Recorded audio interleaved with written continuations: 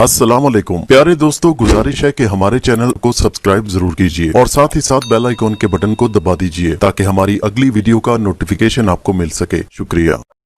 दरवाजे पर खड़े मुझे थोड़ी ही देर गुजरी थी कि एक साहब अंदर से निकले और पाजामा और कुर्ते में मलबूस थे, चेहरे पर ऐनक सजाए, आगे बढ़कर मुझसे मुसाफा किया और बोले, हाँ भाई क्या बात है, मुझे नवाब शेर मोहम्मद साहब से मिलना है।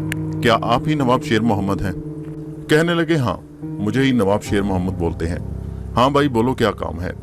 मैंने कहा मुझे बहुत आपसे मिलकर खुशी हुई। वो कहने लगे, लेकिन मुझे मियाँ कोई खास खुशी नहीं हुई, इसलिए कि मैं तुम्हें जानता ही नहीं।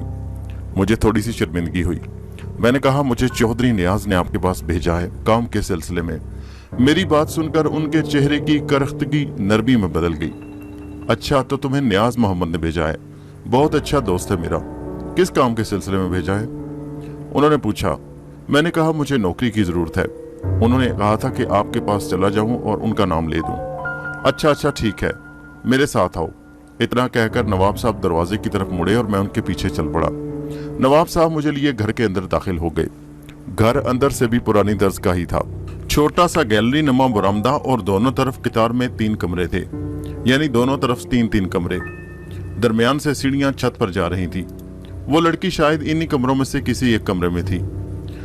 नवाब साहब मुझे लिए पहले कमरे में दाखिल हो गए। कमरा सजा सजाया था, सोफे भी पड़े हुए थे। उन्होंने मुझे सोफे पर बैठने का इशारा किया और खुद मेरे सामने बैठ गए। हाँ भाई अब बताओ, चौधरी नियाज मोहम्मद को तुम कैसे जानते हो और तुम्हारी उनसे कब मुलाकात हुई? नवाब साहब अब बैठकर बाकायदा मेरा इंटरव्यू लेने लगे।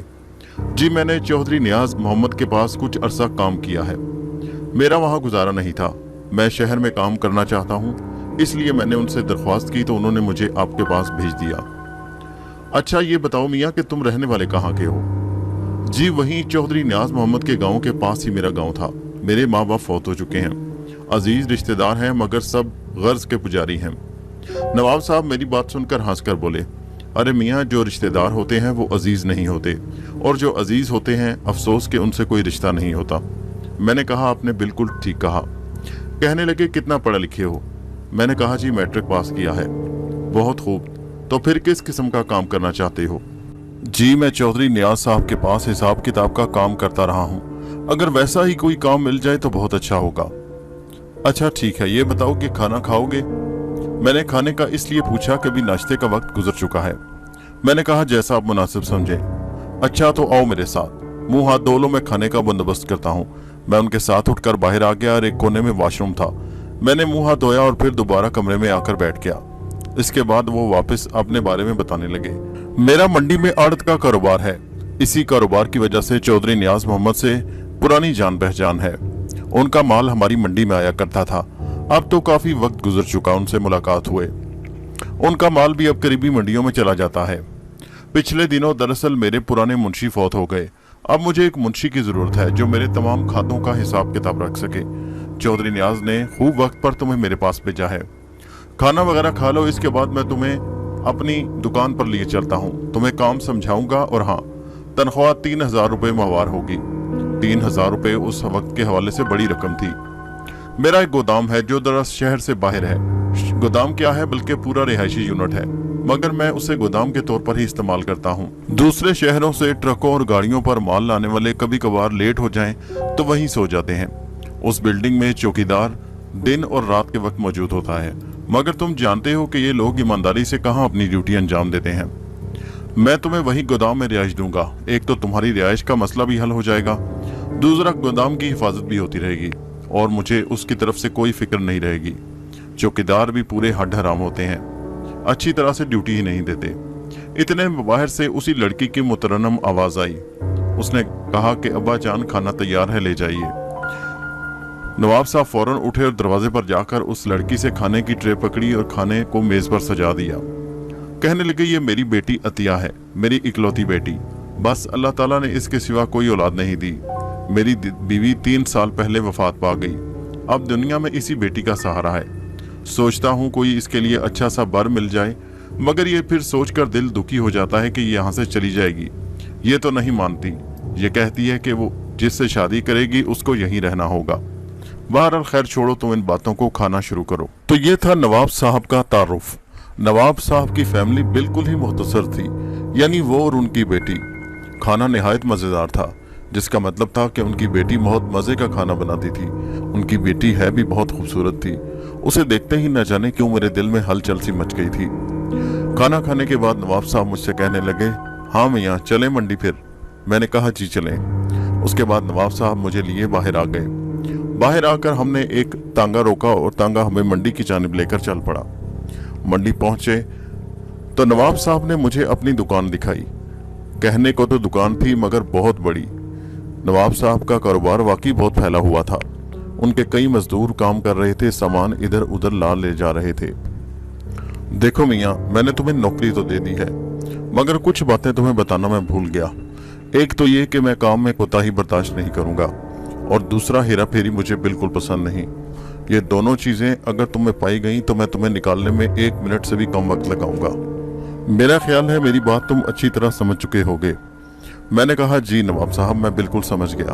आपको कोई शिकायत का मौका नहीं मिलेगा, आप बेफिक्र रहिए। मुझे नवाब साहब के इस काम से जरा बराबर भी दिलचस्पी नहीं थी।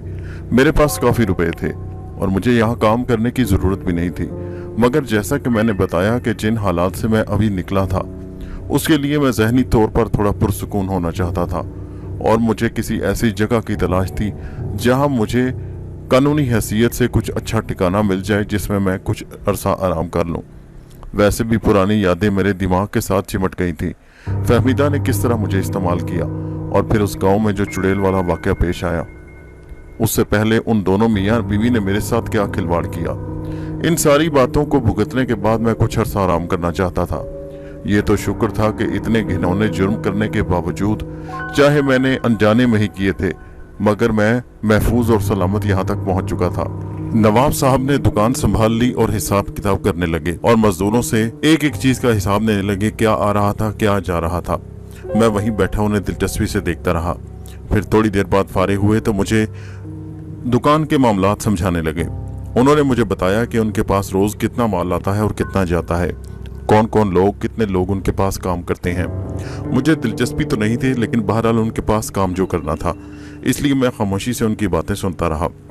सारा दिन वहीं गुजर गया। शाम के वक्त मुझे वो लेकर कहने लगे, चलो तुम्हें तुम्हारी रिहाइश गाह तक छोड़ाऊं, लेकिन उससे पहले तुम्हें घर खाना खाना पड़ेगा। वहां तुम्हारे खाने का बंदोबस्त भी नहीं होगा, इसलिए रोज तुम मेरे घर से ही खाना खाकर वहां चले जाया करना। फिर नवाब साहब लिए मुझे घर आ गए। घर उनकी बेटी अतिया ने खाना तैयार किया था। इस बार वो खाना खुद लेकर मेरे सामने आई। मैंने उसे देखा, गौर से देखा। बहुत खूबसूरत और बहुत दिलनशीन थी। उसकी झुकी झुकी पलकें। उस दिन वाला गुस्सा बिल्कुल भी नहीं था। शायद उसको भी मालूम पड़ चुका था कि उसके वालिद ने मुझे अपने पास रख लिया है, लेकिन उसने एक बार भी नजर उठाकर मेरी जानिब नहीं देखा। बड़ी खामोशी और संजीदगी के साथ उसने हमें खाना पेश किया। खाने के बाद नवाब साहब मेरे साथ काफी देर गुफ्तगू करते रहे और फिर अच्छी सी चाय भी पिलवाई। अतिया के हाथ में बहुत जायका था। बहुत अरसे के बाद इतना अच्छा घर का खाना मिला, मैं बहुत खुश हुआ। इसके बाद नवाब साहब कहने लगे, चलो मियाँ तुम्हें तुम्हारी रिहाइशगाह तक छोड़ाऊं। फिर बाहर निकलकर उन्होंने सड़क से एक टांगा लिया और मुझे लिए रिहाइशगाह की तरफ चल पड़े। तकरीबन 25 मिनट की मुसाफत के बाद टांगा एक शहर के बैरूनी इलाके में आ गया। यहाँ पर आबादी कदरे कम थी। दूर से एक बिल्डिंग की तरफ उन्होंने इशारा करते हुए कहा, वो देखो मियाँ, वो है तुम्हारी रिहाइश। वो कहने को तो मेरा गोदाम है। देखो उसके आसपास कोई मकान भी नहीं है, दूर दूर मकान है। ये बिल्कुल नई आबादी है तो रिहायशी आबादी, और मैंने इसी नीयत से खरीदा था कि चलो किसी रोज यहाँ पर रिहाइश रखेंगे। लेकिन अभी आबादी की रफ्तार बढ़ने की बहुत कम है, इसलिए मैंने सोचा कि इसको गोदाम के तौर पर इस्तेमाल किया जाए। कई दुकानदारों और कई शहरों में यहीं से माल सप्लाई किया जाता है। गाड़ियां यहीं आ जाती हैं और यहीं से माल लोड करवाया जाता है। तांगा इमारत के सामने रुका। हम दोनों तांगे से नीचे उतर आए। नवाब साहब ने जेब से चाबी निकाली और आगे बढ़कर उसका जंगालू ताला खोलने लगे। ताला खुलते ही उन्होंने दरवाजे को धक्का दिया और दरवाजा खुल गया। अंदर से अजीब सी बदबू आई, जैसे ये इमारत काफी अरसे से बंद हो। मुझे नवाब साहब की बात पर थोड़ा सा शक हुआ, जैसे वो कह रहे थे कि ये गोदाम उनके इस्तेमाल में है, लेकिन लगता था कि गोदाम बहुत कम इस्तेमाल होता था। हम अंदर दाखिल हो गए। उन्होंने आगे बढ़कर एक स्विच ऑन किया और अंदर रोशनी हो गई। बल्ब की रोशनी में मैंने देखा इमारत के अंदरूनी हिस्से में सामने ही काफी सारी बोरियां पड़ी हुई थी, जिसका मतलब था कि इमारत को अंदर से ज्यादा इस्तेमाल करने के बजाय करीब से ही इस्तेमाल किया जाता, ज्यादा आगे जाने की मजदूर जहमत नहीं करते थे। मैंने कहा, नवाब साहब ये? अरे हाँ भाई, मजदूर बहुत लापरवाह हैं। मैं तो बेटा अकेला आदमी हूँ, वहाँ दुकान पर बैठता हूँ। यहाँ मजदूर खुद ही सामान लाते हैं, उतारते हैं या चढ़ा लेते हैं। अब देखो ना, सामान कितना बेतरतीबी से पड़ा है। हम दोनों आगे बढ़ने लगे। काफी दूर तक बोरियां पड़ी हुई थी, उसके आगे काफी खाली जगह थी। देखो, इंसान जब खुद अपने काम पर तवज्जो नहीं देता तो मुलाजिम कैसे बेफिक्री से काम करते हैं और काम बिगाड़ देते हैं। अब देखो, लगता है कि जमानों से इस इमारत की सफाई नहीं हुई। अभी तो तुम ऊपर वाले हिस्सा देखोगे तो तुम और हैरान रह जाओगे। इसके बाद हम कोने में बनी हुई सीढ़ियों पर चढ़ने लगे और ऊपर आ गए। ऊपर भी यही हाल था, जा बजा खाली बोरियां और गंद बिखरा हुआ था। नवाब साहब कहने लगे, बस ऊपर के हिस्से इसी तरह खाली हैं, सामान ज्यादातर निचले हिस्से में ही पड़ा होता है। निचले हिस्से में ही तुम्हें चारपाई वगैरह लगा देंगे, वहाँ एक कोने में कमरा भी है। इसके बाद उन्होंने मुझे ऊपर वाले पोर्शन भी दिखाए। उससे ऊपर वाले पोर्शन पर कुछ इमारत का सामान पड़ा हुआ था, यानी कुछ औजार, बजरी और रेत वगैरह, जिसका मतलब था कि नवाब साहब यहाँ बहुत कम आते थे। सिर्फ सबसे नीचे वाले हिस्से को इस्तेमाल किया जाता, और वो भी बहुत कम। इसके बाद हम नीचे आ गए। नीचे उन्होंने हॉल के कोने में छोटे से कमरे की तरफ इशारा किया। देखो अजीम मियाँ, वो कमरा है, उस कमरे में तुम्हारी रिहाइश रखी जाएगी। वो मुझे कमरे में ले आए। कमरे में एक चारपाई पड़ी थी, 2 कुर्सियां और साथ कुछ कपड़े टंगे हुए थे। शायद उन मजदूरों के या उन लोगों के जो गाड़ियों पर यहाँ सामान रखने आते थे और कभी कभार यहाँ सो जाते थे। मगर अब उस जगह की वीरानी तो देखकर लग रहा था जैसे काफी अरसे से यहाँ कोई नहीं आया था। हाँ मियाँ, इमारत की सबसे ऊपरी मंजिल पर गुसल खाना यानी वॉशरूम मौजूद है। अगर जरूरत हो तो वहां पर चले जाना। अच्छा, अब तुम आराम करो, मैं चलता हूँ। तांगे वाला अभी बाहर खड़ा मेरा इंतजार कर रहा है। मैं बैरूनी दरवाजे तक उन्हें छोड़ने आया। नवाब साहब के चले जाने के बाद मैं वापस इमारत में दाखिल हुआ। मैंने दरवाजा बंद किया और उस कमरे की जानिब बढ़ा। कमरे में आकर मैंने चारपाई पर बैठ गया और सोचने लगा कि क्या मुझे यहाँ रहना चाहिए। बड़ी अजीब सी रिहाइशगाह थी। काफी देर में मुख्तलिफ सोचों में गुम रहा और फिर उसके बाद चारपाई पर लेट गया। थकावट थी, इसकी वजह से नींद जल्दी आ गई और मैं सो गया। सारी रात घोड़े बेचकर सोता रहा। सुबह मेरी आंख खुली तो 7 बज रहे थे, जिसका मतलब था कि नमाज का वक्त भी निकल चुका था। मैं फौरन उठा और इमारत के ऊपरले हिस्से की जानिब बढ़ा। गुस्ल वगैरह किया और उसके बाद दुकान पर जाने के लिए तैयार था। बाहर निकला, ताला चाबी उठाई, उस इमारत को ताला लगाया। दुकान पर जाने के लिए तैयार था, लेकिन यहाँ तो दूर दूर तक किसी सवारी का नामो निशान नहीं था। काफी दूर तक पैदल चलना पड़ा। फिर उसके बाद मुझे कुछ थोड़ी सी आबादी नजर आई। वहां से मुझे तांगा मिल गया और उस तांगे पर बैठकर फिर मैं दुकान की तरफ रवाना हुआ। दुकान पर पहुंचा तो नवाब साहब वहां मुझसे पहले से मौजूद थे और फिर उन्होंने मेरे लिए नाश्ते का बंदोबस्त किया। कहने लगे, मियाँ तुम्हारे लिए कुछ बंदोबस्त करना पड़ेगा। सुबह वहां से आना और शाम को जाना तुम्हारे लिए काफी मुश्किल होगा। तुम्हारी सवारी का कोई बंदोबस्त करना पड़ेगा, या तो तुम्हारे लिए किसी तांगे वाले को बंदोबस्त कर दिया जाए जो वक्त से तुम्हें ले जाए और ले आए। मैंने कहा, जी नवाब साहब, इसके लिए आपको कुछ करना पड़ेगा। फिर सारा दिन वहां काम लगे रहे। दोपहर का खाना भी दुकान पर ही खाया। फिर उसके बाद मुझे नवाब साहब कहने लगे, भाई रात का खाना तो तुम मेरे साथ ही खा कर जाओगे। फिर वो मुझे लिए घर आए। इस बार भी मेरा सामना अतिया से हुआ। दिन और रात अब अच्छे से गुजरने लगे थे। अब अतिया मुझसे पर्दा भी नहीं करती थी। वो फौरन मेरे सामने आ जाती, मुझे सलाम भी करती। मैं भी उसे देखकर खुश हो जाता। न जाने क्यों वो मुझे अच्छी लगने लगी थी। बहुत बाहया। उसका वो रूप तो मैं बिल्कुल भूल चुका था। शायद मुझे अजनबी समझकर उसने पहली बार मुझसे बेरुखी से बात की थी, लेकिन अगर देखा जाए तो ये भी सही था। पहली बार ही तो वो मुझसे बेतकल्लुफ नहीं हो सकती थी। ना उसने मुझे कभी जिंदगी में पहले देखा था और ना मैंने उसे, इसलिए शायद उसका रवैया ठीक ही था। इसके बाद नवाब साहब अक्सर मुझे घर लाने लगे और दिन के वक्त भी कई बार हम खाना उनके घर खाते। लेकिन अब मेरे साथ एक और अजीब वाकया होना शुरू हो गया। मैं उस गोदाम में रात को जब सोने के लिए जाता तो मुझे वहां बहुत खौफ आता, क्योंकि रात के वक्त वो बिल्डिंग बिल्कुल वीरान हो जाती। दिन के वक्त इक्का दुक्का उसके सामने से कोई ना कोई गुजरता रहता, कभी कोई तांगा सवार तो कभी कोई गाड़ी, इसलिए वहां महसूस नहीं होता था। लेकिन जो ही शाम के साए फैलने लगते, इर्द गिर्द की वीरानी और सन्नाटा देखकर मेरा दिल हौलने लगता। पहले पहल तो मैंने महसूस नहीं किया। मैं कमरे को कुंडी लगा कर अंदर ही बंद हो जाता, मगर आखिर कब तक। रात के वक्त मुझे अक्सर वहां डर लगने लगता। किसी किस्म की कोई आवाज भी सुनाई ना देती। होता तो मैं बिल्डिंग के अंदर था, मगर बाहर से अगर बिल्ली के बोलने की भी आवाज आती तो मैं खौफजदा हो जाता। जिस तरह के हालात से मैं गुजर चुका था अब खौफ मेरे लिए कोई बड़ी चीज नहीं थी, मगर हर जगह का अपना एक मिजाज होता है। वहां की वीरानी और सन्नाटा देखकर मुझे इतना डर लगता कि मैं बता नहीं सकता। मैंने दबे दबे लफ्जों में नवाब साहब से इस बात का जिक्र भी किया, मगर नवाब साहब ने इस बात को टाल दिया और कहने लगे, नहीं मियाँ, तुम्हारा वहम है, वहाँ कुछ नहीं, बहुत अच्छी जगह है, तुम वहाँ हिफाजत से हो। देखो, अगर ऐसी वैसी कोई बात होती तो मैं तुम्हें वहाँ कभी ना छोड़ता। मैंने कहा, नवाब साहब, ये तो मैं जानता हूँ कि वो जगह ठीक है, लेकिन मेरा बात करने का मकसद ये है कि उस जगह की वीरानी देखकर मेरा दिल खौफजदा हो जाता है, और बाहर आपका चौकीदार भी मुझे नजर नहीं आता। शाम के वक्त तो अक्सर मुझे मिलता है, लेकिन रात को मैंने उसे कभी नहीं देखा। अरे मियाँ, तुम बाहर निकलते कब हो रात को? वो तो बाहर ड्यूटी करता है। नवाब साहब की बात दुरुस्त थी या नहीं, लेकिन मसला दूसरा भी था कि अब मेरे हाथों में खारिश होने लगी थी, यानी खुजली। मुझे अपना काम याद आने लगा था, वो काम जिसकी वजह से मैं रातों रात अमीर हो सकता था। ये तो महज सर छुपाने का बहाना था। नवाब साहब ने मुझे पनाह दी थी, बस यही उनकी मेहरबानी थी, लेकिन मेरा असली काम तो वही था जो मैं बरसों से कर रहा था, और अब काफी उसमें वक्फा आ चुका था। ऐसा ना हो कि कहीं मैं अपनी महारत भूल जाऊं, इसके लिए मुझे दोबारा कोशिश करनी थी।